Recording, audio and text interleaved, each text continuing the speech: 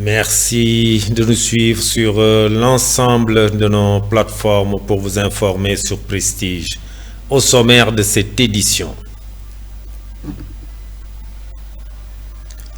21e édition de la Journée des Forces armées a été célébrée dans l'ensemble du territoire national. À Thiès, la cérémonie a eu pour cadre la place Mamadou Dia, présidée par le gouverneur de la région de Thiès.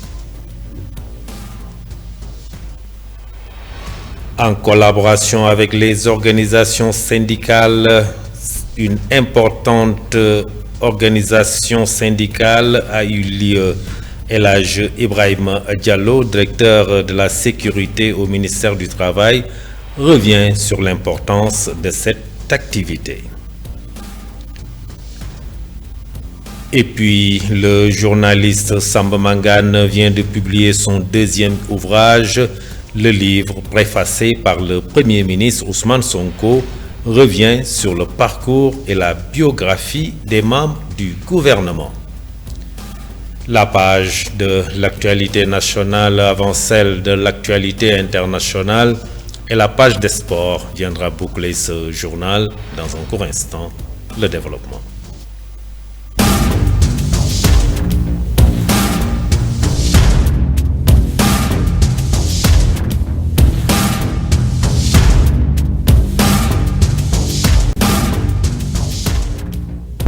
Mesdames, mademoiselles, messieurs, bonsoir et bienvenue dans ce journal. Conformément au calendrier républicain, la 21e journée de la 21e édition de la journée des forces armées a été célébrée sur l'étendue du territoire national. À Thiès, la cérémonie a eu pour cadre la place Mamadou Dia. Le chef de l'exécutif régional, Saïr Ndao, a présidé cette cérémonie. Au terme de cette manifestation, il revient sur l'importance de cette journée. Il s'est confié à la presse. Nous le suivons au micro de Moussa Mbaye. De sorte que la cohésion sociale puisse être maintenue, mais la souveraineté aussi puisse être défendue. Vraiment, nous tenons à les féliciter. Ça a été un honneur pour nous de participer à cette fête, de le célébrer avec les forces de défense et de sécurité, mais de le célébrer avec l'ensemble des populations et avec les autorités locales de la ville de Thiès. En quoi ces forces de défense et de sécurité peuvent-elles être une source d'inspiration pour les populations, surtout nous civils? Bon, rien qu'en allant vers ce qu'on appelle la citoyenneté, nous devons copier sur les forces de défense et de sécurité. La discipline, le civisme, tout cela, voilà tous ces moyens qui concordent pour avoir ce qu'on appelle une nation unie et une nation qui tend vers une émergence et un développement. On ne peut pas se développer, on ne peut pas créer une nation unie et soudée sans la discipline, sans la citoyenneté, mais aussi sans le civisme. Et toute chose qu'on retrouve chez les forces de défense et de sécurité, c'est ce qui fait aujourd'hui la force du Sénégal. C'est pourquoi quand on parle de retour aux valeurs, c'est retour aux aptitudes des forces de défense et de sécurité. Rien que la citoyenneté, rien que la discipline, voilà les maîtres mots qui nous permettent de réaliser une nation unie, une nation apte à prendre en charge les préoccupations de développement, mais une nation apte à concourir vers ce qu'on appelle l'émergence des nouvelles générations. Voilà donc ce qui renvoie aux forces de défense et de sécurité, mais aussi ce qui renvoie à la connexion qui doit exister entre les forces de défense et de sécurité et les communautés ou les populations, si vous voulez. Les autorités administratives, politiques, militaires et une partie de la population ont honoré leur présence à cette célébration. Un dépôt de gerbes de fleurs et une prise d'armes suivi d'un défilé militaire a clôturé cette manifestation. Le colonel Tierno Nying, commandant de la zone militaire numéro 7, a exprimé sa satisfaction. Ses propos sont recueillis par Moussa Mbaye. Aujourd'hui, en cette journée des forces armées, nous voulons d'abord rendre grâce à Dieu le Tout-Puissant de nous avoir permis d'être là aujourd'hui. Nous rendons aussi hommage à nos prédécesseurs, ceux qui ont donné leur vie pour la défense de l'intégrité du territoire. Nous célébrons aujourd'hui la journée des forces armées sous le thème « Vers une souveraineté technologique et industrielle des forces armées ». La maîtrise des nouvelles technologies, l'intelligence artificielle, la surveillance satellitaire, l'armement de pointe, les drones sont devenus aujourd'hui des éléments essentiels pour la stratégie militaire. En investissant dans la recherche, dans l'innovation, dans notre propre industrie de défense, nous garantissons non seulement la sécurité, mais aussi une résilience face aux menaces futures. Aujourd'hui, en cette journée des forces armées, nous voulons d'abord rendre grâce à... Je vous le disais tout de suite dans le sommaire, la Confédération nationale des travailleurs du Sénégal, la CNTS, a organisé ce vendredi matin un séminaire continental sur la santé, sécurité au travail en collaboration avec les organisations syndicales partenaires du programme commun.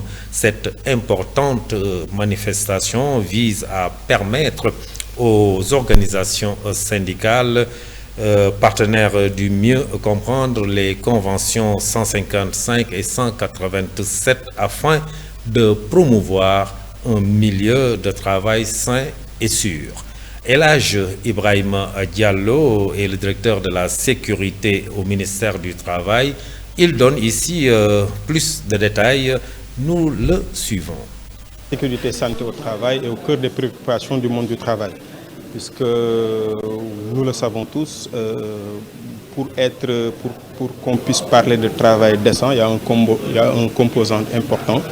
Il y a une composante importante, c'est le droit à un milieu de travail sûr et salubre. Que les travailleurs puissent travailler dans un milieu qui présente toutes les conditions de sécurité et de santé.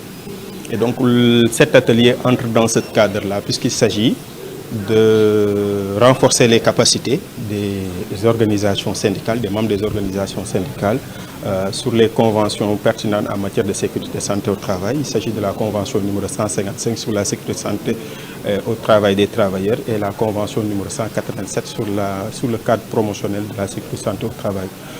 Je rappelle que depuis 2022, ces conventions-là font partie des conventions qu'on peut qualifier de fondamentales, puisque lors de la conférence internationale du travail en 2022, les mandants ont décidé d'inclure un milieu de travail sûr et salubre parmi les principes et droits fondamentaux au travail. Donc aujourd'hui, pour les États, le seul fait d'être membre de l'OIT les oblige à faire de sorte quand même et d'appliquer les dispositions des conventions numéro 155 et numéro 187 sur le cadre promotionnel. Et donc cette activité-là rentre dans ce cadre-là, puisqu'il s'agit de renforcer les capacités des participants, notamment des organisations syndicales, sur le dispositif ou le contenu de ces conventions. Cet atelier aussi sera l'occasion de la validation d'un guide en matière de sécurité et santé au travail qui va permettre toujours de promouvoir un milieu de travail sûr et salubre.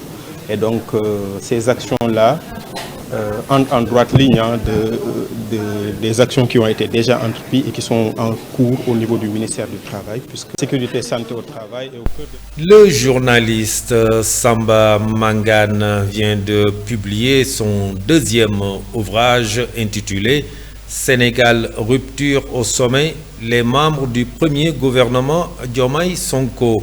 Le livre, préfacé par le Premier ministre Ousmane Sonko, revient sur le parcours et la biographie des membres du gouvernement. Pour son auteur, il s'agit de montrer aux Sénégalais la trajectoire et le cursus de leurs dirigeants. Suivons Samba Mangane, l'auteur du livre.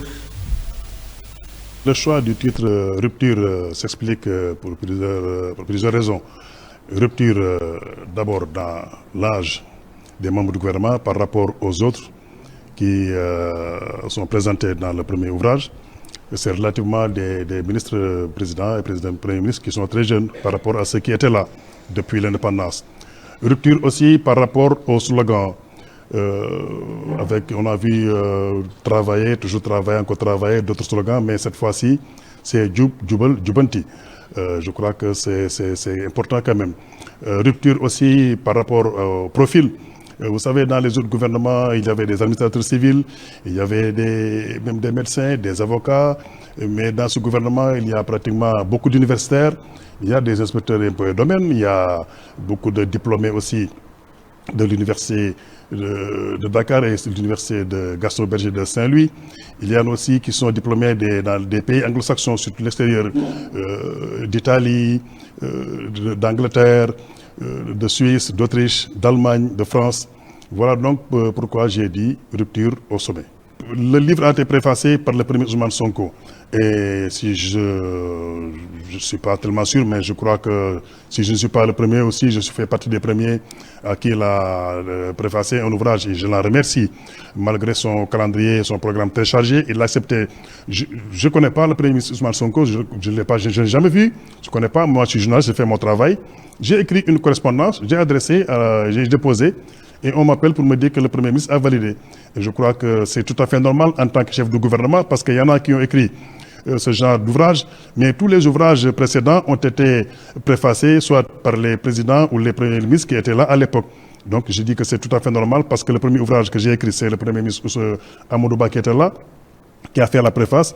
Cette fois aussi, j'ai envoyé au Premier ministre, et il a répondu, il a décidé donc de faire la préface. Et je crois que c'est un honneur pour moi. Le journaliste Samba Mangane, auteur du livre de suivre. Le programme de modernisation des villes Promoville a remis hier jeudi à Dakar un important lot de matériel informatique d'une valeur de plus de 123 millions de francs CFA au comité locaux et aux autorités administratives. L'objectif est de mieux les outiller afin de faciliter le suivi des projets et programmes du Promoville. Aïssatou Diokhane Sow, la coordinatrice nationale de Promoville, donne plus de détails. Je vous propose de la suivre. Ce matériel, qui sera redistribué au niveau des différentes gouvernances et préfectures à l'échelle du territoire national, permettra de renforcer le fonctionnement d'au moins 16 comités et de ces administrations territoriales. En effet, grâce au concours des autorités administratives, des comités locaux de suivi regroupant les acteurs locaux, populations, élus locaux, services techniques, concessionnaires de réseaux, ont été mis en place afin d'assurer le suivi de l'exécution des projets et de lever les contraintes de mise en œuvre. Cet accompagnement aura grandement facilité l'intervention du programme dans les différentes localités. Ce matériel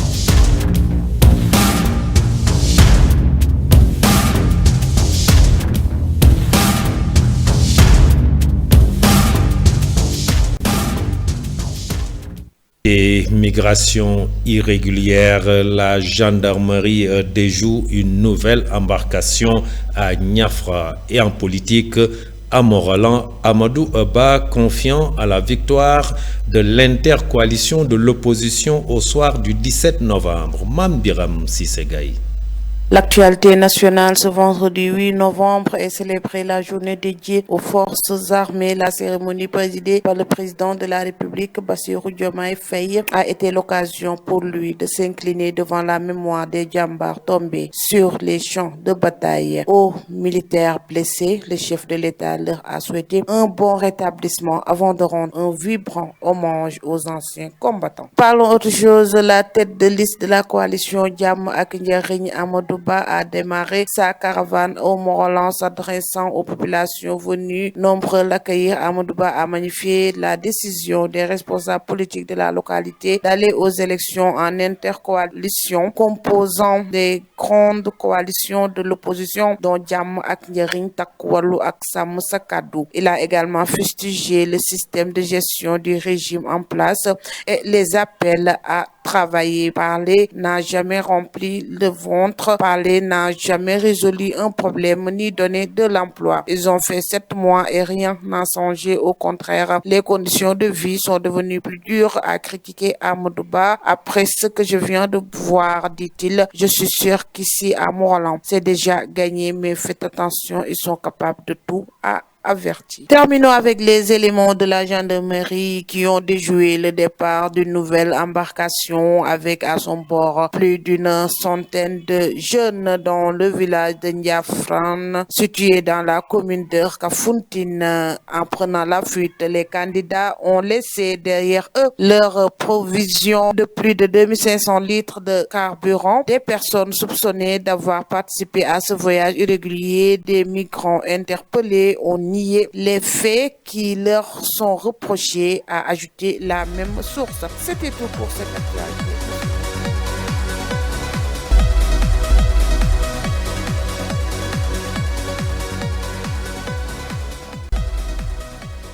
L'internationale guerre en Ukraine, la capitale russe est encore attaquée durant 8 heures par des troupes russes. La page, c'est un rapide survol. Mamadou Saturniol.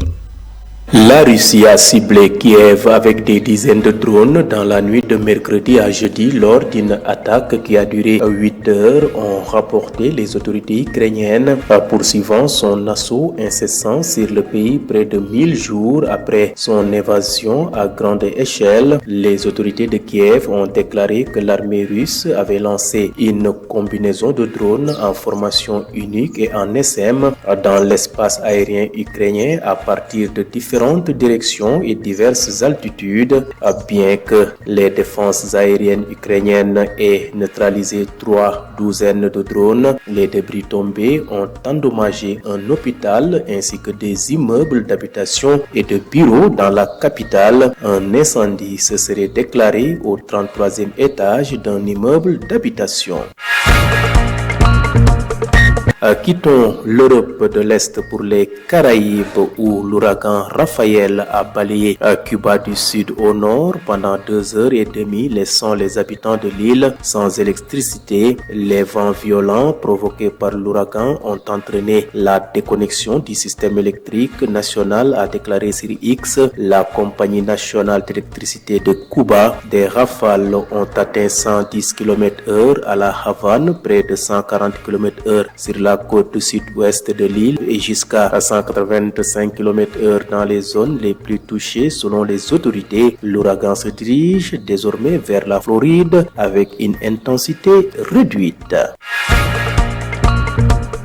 Bouclons ce rapide survol de l'actualité internationale au Moyen-Orient. Les secouristes palestiniens affirment qu'au moins 14 personnes ont été tuées et des dizaines d'autres blessées lors d'une attaque israélienne contre une école gérée par les Nations Unies qui servait d'abri aux personnes déplacées. L'armée israélienne a déclaré que le bâtiment situé dans le camp de réfugiés de Al-Shati à l'ouest de la bande de Gaza était utilisé par le Hamas pour planifier et exécuter des attaques contre l'État hébreu. L'armée israélienne n'a pas donné d'autres détails.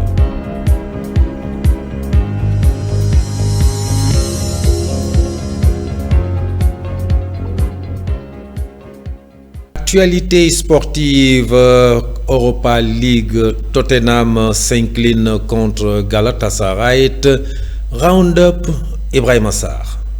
L'actualité sportive, l'euphorie retombe à Tottenham après 2 victoires probantes contre Manchester City en League Cup, 2-1, puis face à Aston Villa en Premier League, 4-1. Les Spurs ont subi leur premier renvers de la saison en phase de la Ligue Europa. En déplacement en Turquie ce jeudi soir, les hommes d'Ange Postecoglou se sont inclinés 3-2 contre Galatasaray. Une défaite logique car Tottenham a énormément souffert et peut même se féliciter d'avoir encaissé 3 buts, dont un doublé de Victor Osimhen qui aura quand même beaucoup raté. Par l'autre chose, Anderlecht a raté une grosse opportunité de faire un grand pas vers les 8e de finale de la Ligue Europa. Opposé au FK RFS, fraîchement champion de Lettonie, les Mauves ont été tenus en échec à Riga, 1 but partout dans une rencontre qui a mis tant parvenant à s'emballer. Ce sont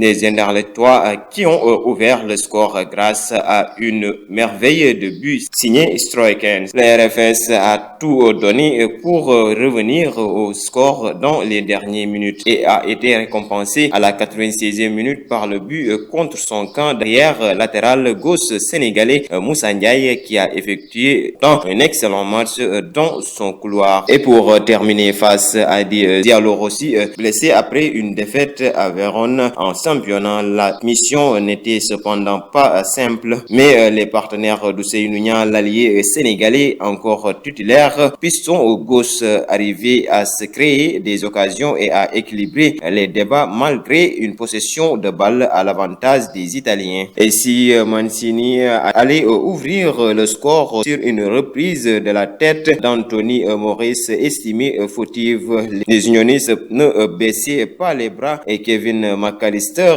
allait égaliser à la 77e minute de jeu. Au final, Belges et Italiens se quittaient donc sur un match nul, ce qui ne fait vraiment les affaires de personne. C'était tout pour cette actualité sportive.